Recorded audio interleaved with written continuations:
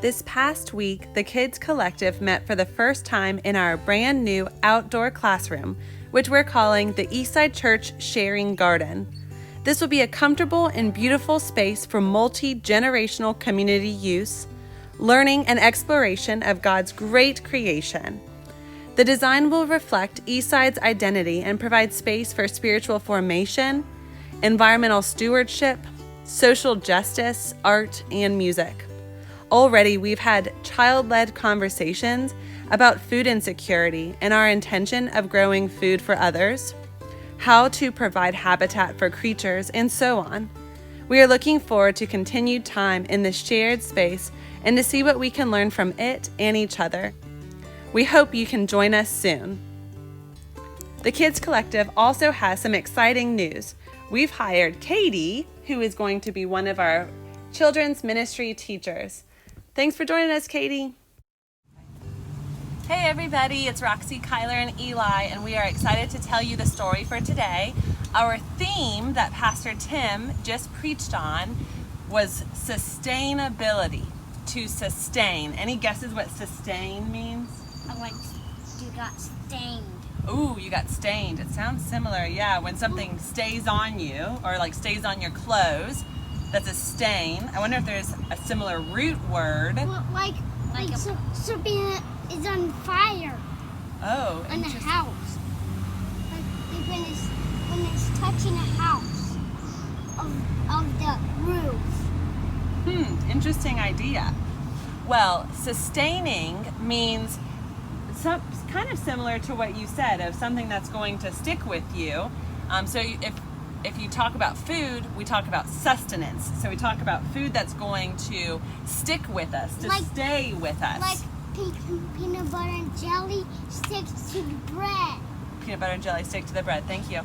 And when we think about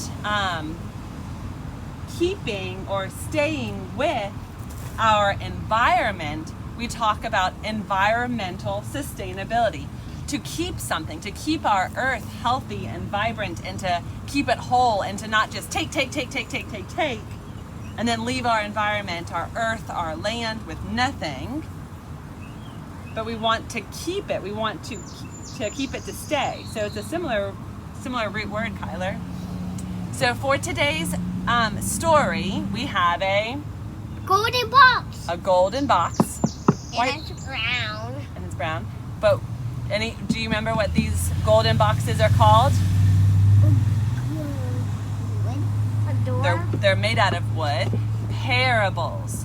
So parables are stories that Jesus told us in order for us to learn more. And Jesus often talked in these parables, in these stories that kind of sounded a little confusing, and they were kind of hard to understand, and you had to really think about them. Sometimes it's like a box that's not quite open, but if you're ready, they might just open for you. Today, we're going to see what we can learn about sustainability through the parable of the sower. I wonder what this is. Whoa! Is it a plant? What is it? That looks like soil. It looks like soil because why? Because it's dirt. Because why? Because it's brown. Because it's brown, like soil. Interesting. And it's really, really long. Looks like we have a long farmland or a long ecosystem. There was once somebody who knew so much about so many things and was so great that people started to follow him. His name was Jesus. And when people followed Jesus, they heard him talking about a kingdom. But this kingdom didn't have knights and shining armor, didn't have horses or swords or shields.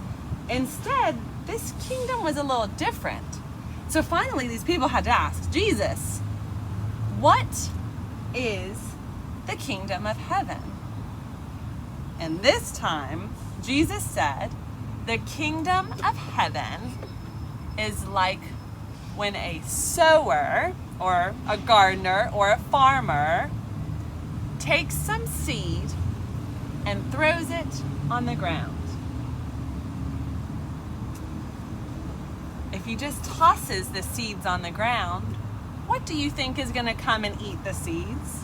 Birds. Birds. And the birds of the air came and yum, yum, yum, yum, yum, yum, yum, ate those seeds right up. We throw sunflower seeds on our ground for what? For birds. For chickens, for birds, exactly. They'll just peck them right up.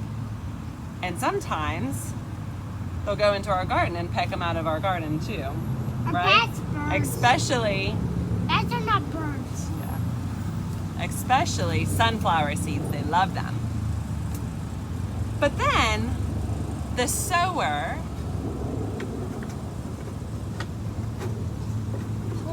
threw some seeds out on rough, rocky ground. What do you think happened?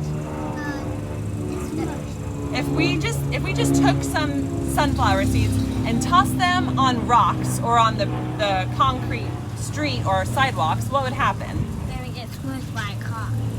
They would get smushed by a car. Would they grow? Do they have any soil to sink their roots down into? No. No. Probably the birds would come and eat them right up too. So next, the sower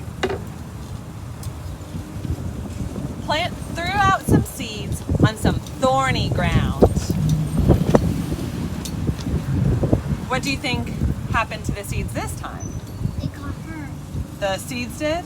And they got smushed. Yeah, the seeds couldn't push their roots down into the soil. They got stuck in the thorns, so they couldn't grow. They couldn't grow. Next, the sower planted some seed on good, fertile soil. Not just dirt, right?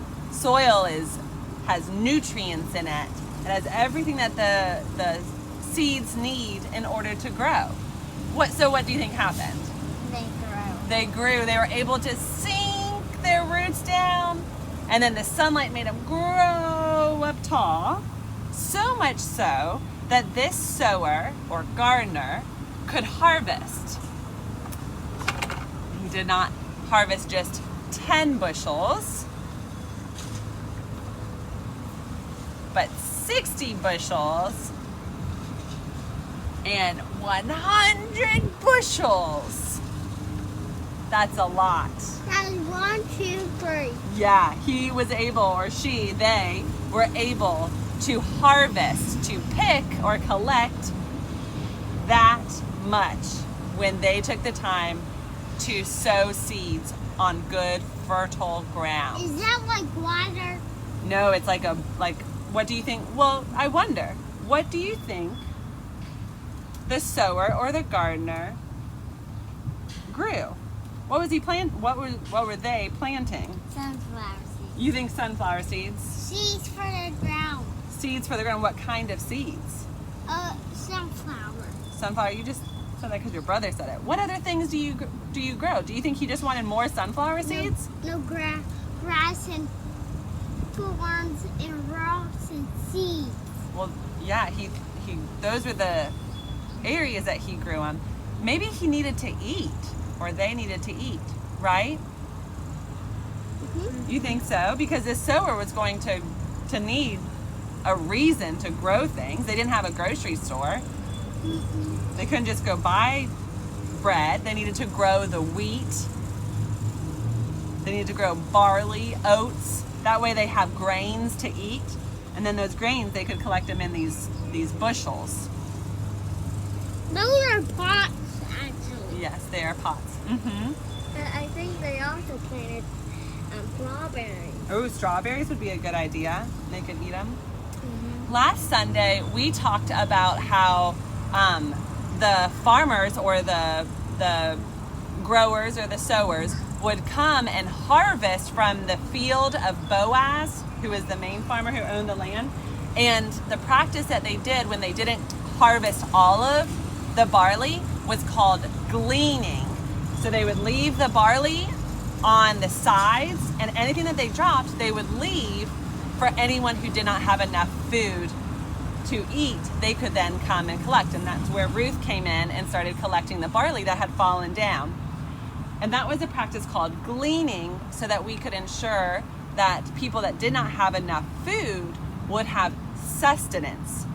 Their lives would be sustained through food. Sustainability. You hear that word again? Yeah. There's another word for it called an honorable harvest. And it's something, gleaning, or honorable harvest. And it's what indigenous tribes talk about a lot. And anyone who forages, which is what we're talking about in our sermon series.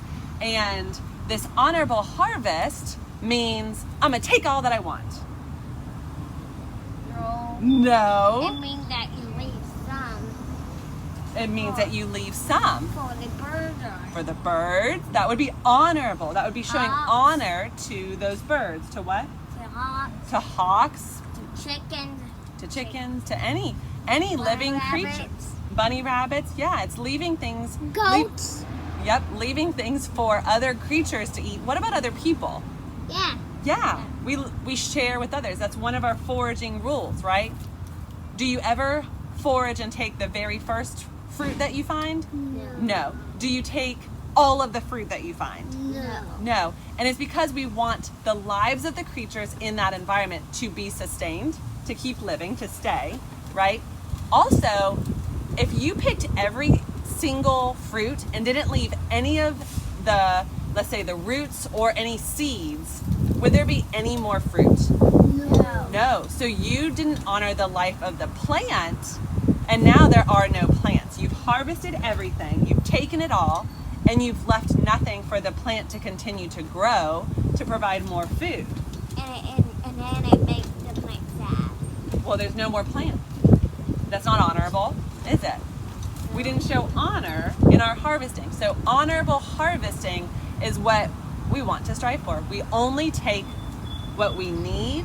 We always think about sharing with others, and we think about sustaining the life of others and of that plant. What is the word? Honorable harvest. That's right. And when we're so reliant on these plants to eat, right? Don't you think we should show them honor? Yeah. And care for them? Yeah, also we need to ask before we take. Yeah, we definitely need to always ask and properly identify. That's right. Yes, Eli. Maybe they should leave some before they take it. That's right. They should leave some. We don't ever take everything. That wouldn't be honorable. That wouldn't be sharing. Or gleaning. It's gleaning. That's right. It wouldn't be gleaning. That's a good job remembering that word. Or there were like 10. You could take like 1. Yeah. Or like 2. Yeah. You can't take all. You couldn't take all. Like and then it would make everyone else sad. That's right. We Thank have you. 1 tip, 2 tip, 3 tip. Thank you. All right, so for today's activity, we hope that you can join us for church today. We will be doing the same story, and we have our new labyrinth that is put up so we can run through that and talk about spiritual formation. We also are going to seed save, which you can do at home as well. So you can eat a cucumber, let's say. Okay, so we have some really super cute lemon cucumbers. What did we do with our lemon cucumber the other day? We ate them. We ate it. But we also left some seeds so we can plant some more. That's right. We saved some seeds so that we can then grow lemon cucumbers in our garden, which we're going to plant today, which is going to sustain the life of that plant. It carries the genetics, the genes, through to this new plant. And then we can harvest those and share them with our neighbors, which sustains life in our community. So we hope that you can join us. And if you don't join us, we hope that you eat some fruit or vegetable and save the seeds and plant them today. And think about how God sustains our lives with these things that God created in nature. So we look forward to seeing you soon in our new sharing garden for kids ministry every Sunday during the sermon. See y'all later.